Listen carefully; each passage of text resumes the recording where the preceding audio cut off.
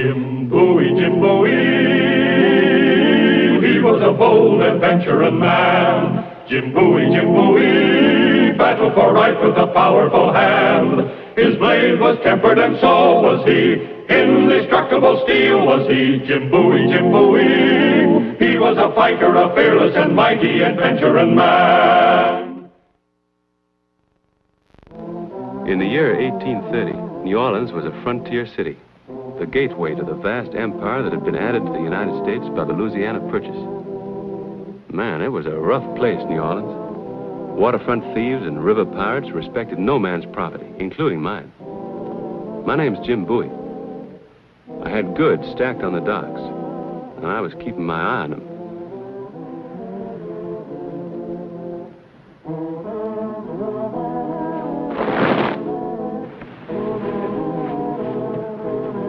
Hey! Let me go. I will not go with you. You push those sacks on me. And if I had a sword, I would run you through. Oh, you would you? I got a good notion to give you a licking. You would not dare. Wouldn't I?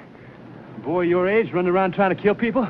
Ah, there's the little agent. We've been chasing him all over the blooming waterfront. Oh. Many thanks to you, kind sir. You better hold him tight. He's a dangerous character. Monsieur, please, do not let them take me. They wish me harm. Shut up. Wait a minute. What do you mean by that? Harm? Is it harm to take the little runaway one to his worried parents? They tell a lie, Monsieur. Ah, little cat. Hold it. Now, let's get this straight. What? You stay out of this.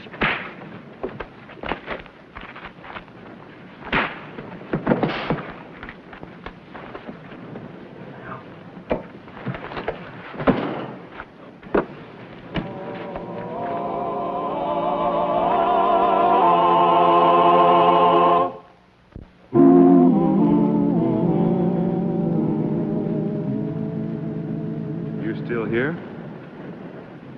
Why should I run, Monsieur? You were running from those two. I was outnumbered, Monsieur. Well, how about me?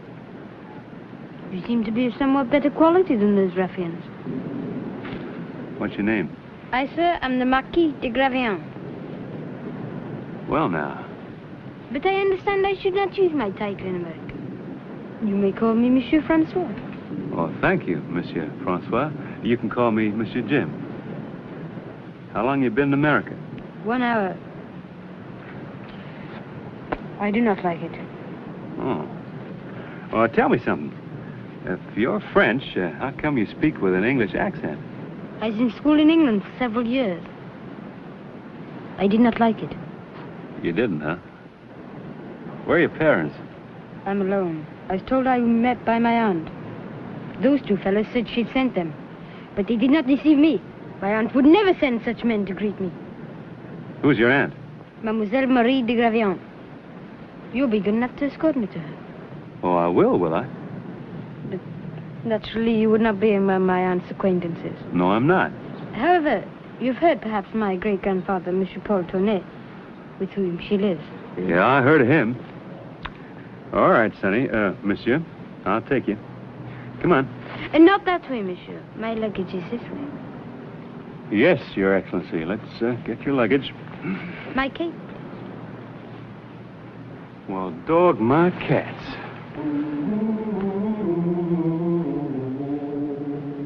I'll see that my great-grandfather gives you a suitable reward. Yes, sir.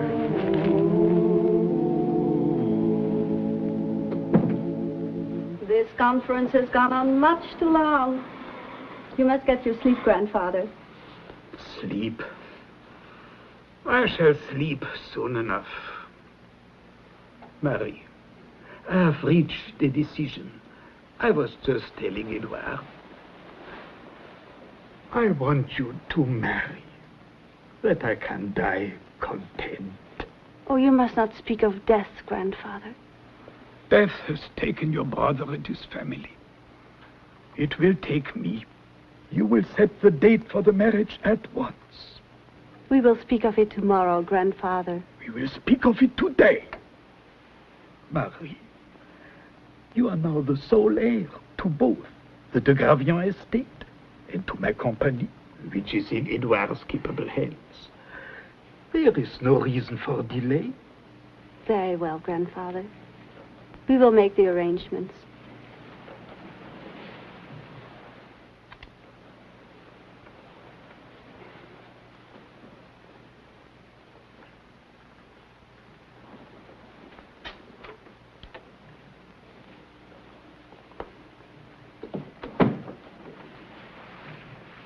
Tomorrow I will see Father Ladale. Until then, my dearest.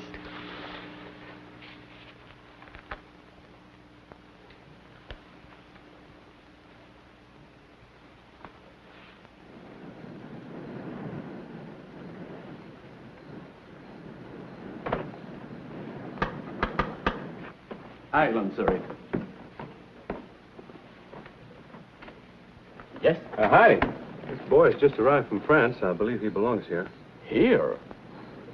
He says he's the Marquis de Gravion. Mr. Paul Tournay is his great-grandfather. You seem to be the victim of a little joke, sir. I bid you good evening. I am the Marquis de Gravion. And I, young sir, am the Duc d'Orléans. I again bid you good evening. Evening. You have made a stupid mistake. Huh?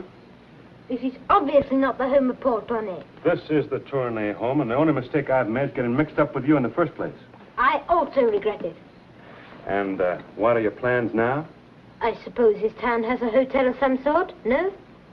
I will go there. And in the morning I will secure competent help in locating the house of Paul Tournay. This is the... You have money, no doubt. Money? I have never had to concern myself with money, monsieur. Come on, let's go. Go where, monsieur? If your Royal Highness has no objection, I will now take you to my hotel, where I will try to persuade the manager to accept you as a guest, in spite of your novel ideas about money. I'm beginning to be annoyed at your impertinence, sir. Come on.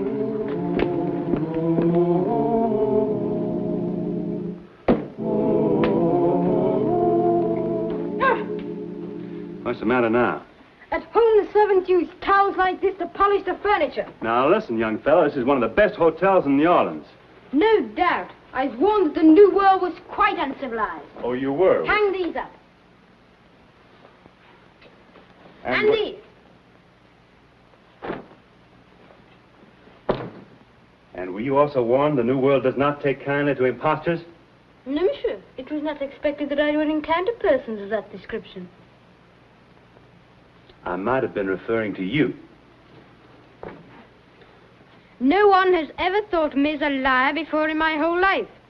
It is a new experience. I do not like it.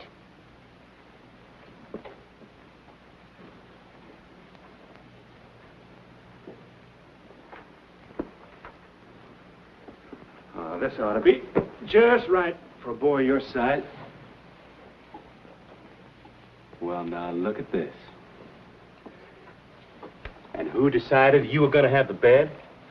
I did not know it needed deciding, monsieur. Have you ever slept on a floor before? You bet I have. Then you are used to it, while I am not.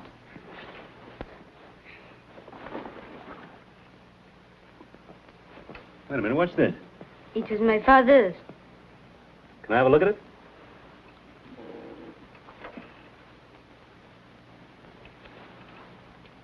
What's this, a family crest? Yes, the de Gravion coat of arms. And this is a motto. Et toi, le ciel t'aidera. Huh. Help yourself and heaven will help you. Well, you've done that all right. You helped yourself to my time, my patience, and now my bed. I have told you, monsieur, that you would be rewarded. You know, you just might be who you say you are. No one could have your gall and not be.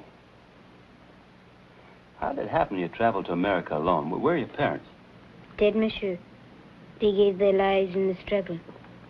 What struggle? For liberty, sir. Liberty in France? I thought that was all over.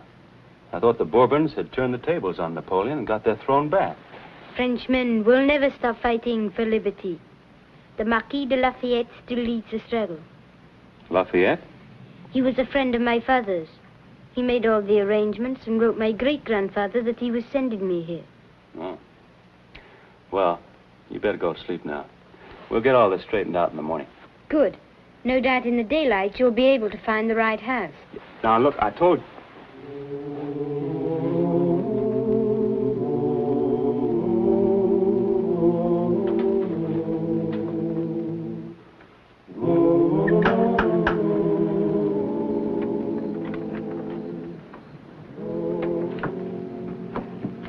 I told you never to come here. But, Monsieur, we had to come. You saw the boy. He got away from us, he did.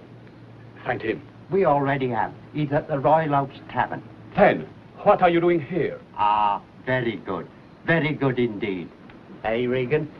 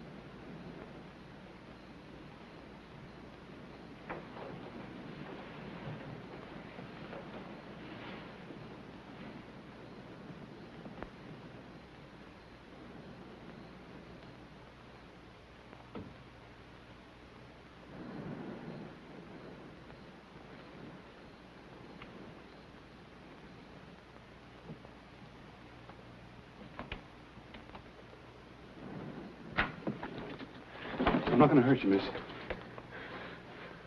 Oh, I just use this to open the window. What do you want? Ah! I must talk with you. It's going to be a little awkward if we have to hold this position for long. I'll let you go if you promise not to scream. That's better. Who are you? My name's Jim Bowie, ma'am. Oh. I did not know you included housebreaking among your adventures. Well, I don't claim to be an expert. Are you Mademoiselle Marie de Gravien? I am. And I demand to know the reason for this outrageous behavior. Do you have a nephew named Francois de Gravien? No. You sure? I see no reason to discuss my personal affairs with you. He was killed 5 months ago in France with his parents.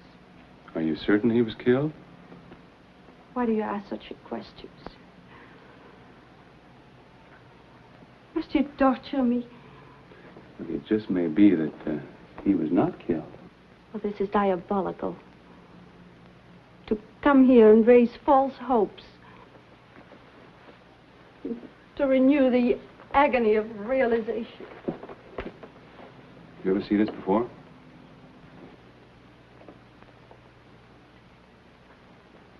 Where did you get this? From your nephew, Francois. He's asleep in my hotel room right now. Here, in New Orleans? Uh-huh. But the letter said the whole family had perished. Not Francois. He's very much alive. Now, this letter about his family. Did you see it? But of course. There is something very wrong here, monsieur. Why have you come here secretly? Why did you not bring Francois with you? I did, earlier this evening. A young gentleman closed the door in our face. That is strange. Edouard would certainly investigate something as important as that. Edouard? My fiancé, Monsieur Dubois, my grandfather's manager. Oh. Now, this letter, was it from the Marquis de Lafayette? Yes. Written by himself? But certainly. And you're familiar with his handwriting? No, but... What are you implying, monsieur? Are you by any chance the heir to the de Gravien estate and to your grandfather's business right here as well? In the absence of a male heir, such as Francois? You lie. That is a dreadful accusation against my fiancé. Well, I'm not engaged to him, so I can afford to be suspicious. I have perfect confidence in Edouard. I don't. And he certainly would not forge a letter from the Marquis de Lafayette. Tell me, is there somewhere downstairs near the front door where you can hide? Hide? I'm going to bring Francois back here first thing in the morning, 8 o'clock. Why should I hide? You might be a little surprised to hear what your fiancé says. I'll do no such thing. Don't you want to be sure? I am sure. Well, he's your fiancé. Anyway, we'll be here, 8 sharp.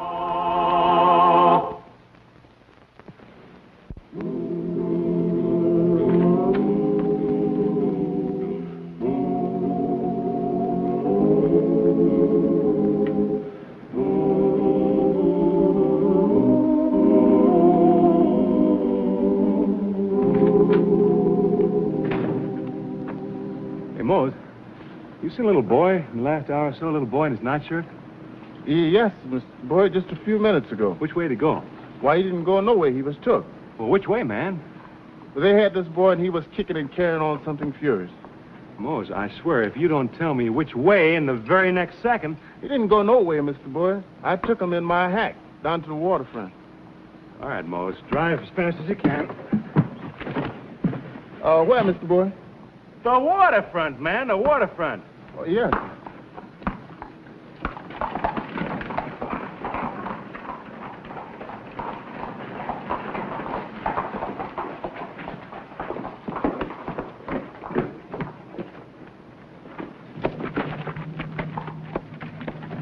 Regan! Regan! Regan!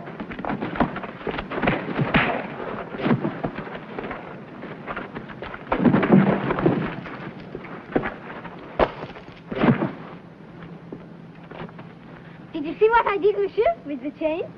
I sure did. You're learning fast. They were going to wrap it around me, but I wrapped it around him. That is, how do you say, the turning of the table, no? That's right. You know something? You came mighty close to being catfish bait. I know, and I will thank the good Lord for my deliverance in my prayers tonight. You do that. Come on, help me tie up these two. We'll leave them here for the dock workers to find in the morning.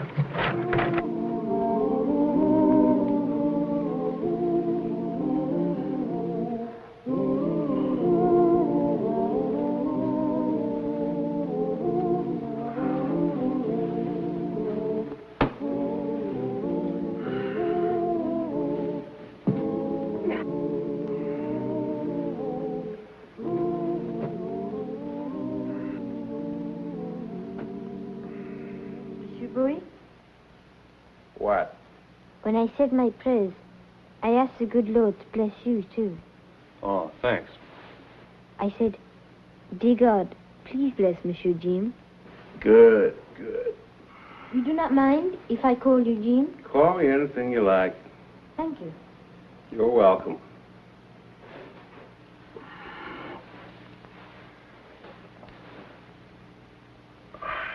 Oh, this is silly. Move over. Why, Monsieur? You don't have to have the whole bed yourself, do you? We can share it, can't we?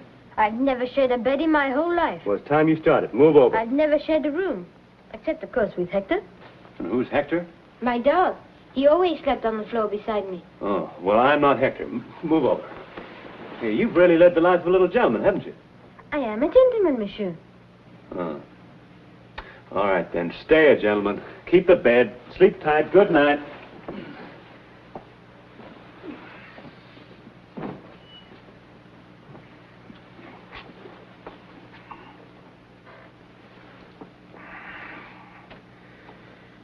Monsieur Jim? What now? It is hard, the floor. It is hard. Monsieur Jim? Yeah?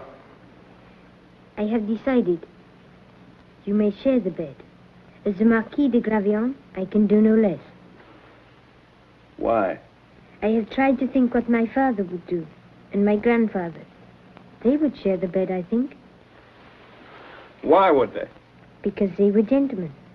I thought a gentleman was a fellow who always took a whole room to himself. No, Monsieur, a gentleman is... It means... Do you know noblesse oblige? What it means? Oh, what does it mean to you, Francois? I think it means that persons of high birth, like myself, must always be honorable and generous. Yeah, I think that's very right. Especially to one's inferiors like you. Yeah. So since I'm a gentleman, you may have half my bed.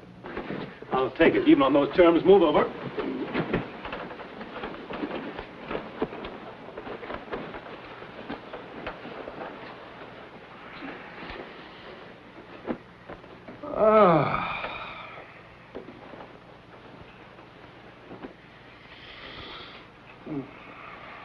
It is very strange. You do not have to fight for me, but it is twice now that you've saved my life. Well, I'll call it even if you just go to sleep. Good night, Monsieur. Good night, Francois.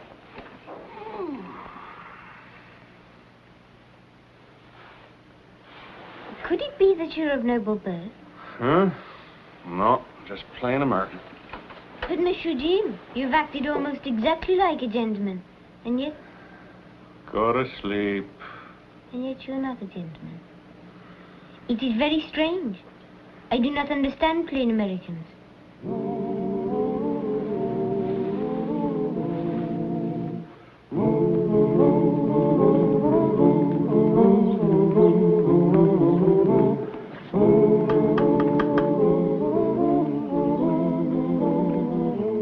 Good morning. You again? Just a minute. This time, the boy and I are going to see Mr. Tournay. Stand clear.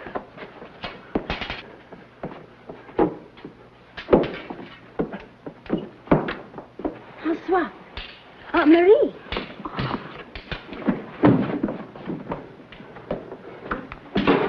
Never fear, Aunt Marie. Monsieur Jim will beat him.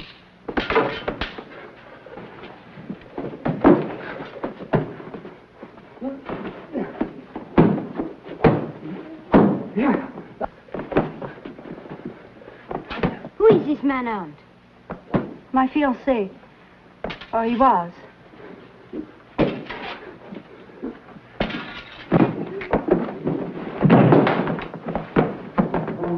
You see?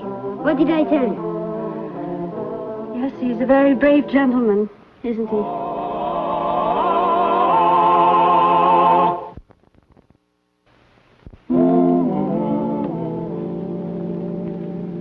What should we do with him? He has to live with himself. Perhaps that will be enough. Marie. Oh, get out. You heard the lady.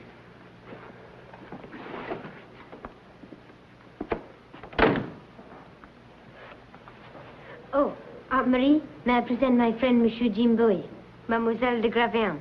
I know Mr. Bowie, Francois, and I'm very grateful to him. You must come and visit Francois often. I'd like that, mademoiselle. Monsieur Bowie, I think I understand now about the gentleman. Yeah? In France, it is how one is born. Here, it is how one acts. Any plain American can be a gentleman. That is it, monsieur? No? Any good American? Then I shall try to be a good, plain American. You're pretty close right now. And now I think we should go upstairs. Your great-grandfather will be very glad to meet you. And you too, Mr. Bowie.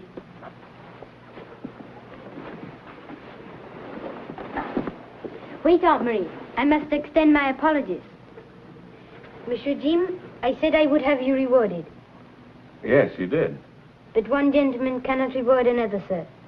I can only promise to help you when I am big enough to do so. I'll count on that. Now I am ready to see my grandfather. And here's the star of our show, Scott Forbes. Hello, everyone. Hope you enjoyed tonight's show. And we'll be with us again next week for another exciting adventure in the life of Jim Bowie. Adventure in man, adventure in man, Jim Bowie, Jim Bowie. He roamed the wilderness unafraid, from Natchez to Rio Grande, with all the might of of his gleaming blade, he fought for the rights of man. Jim Bowie, he was a bold adventuring man. Jim Bowie, battled for right with a powerful hand. His blade was tempered and so was he. Indestructible steel was he. Jim Bowie, he was a fighter, a fearless and mighty adventuring man.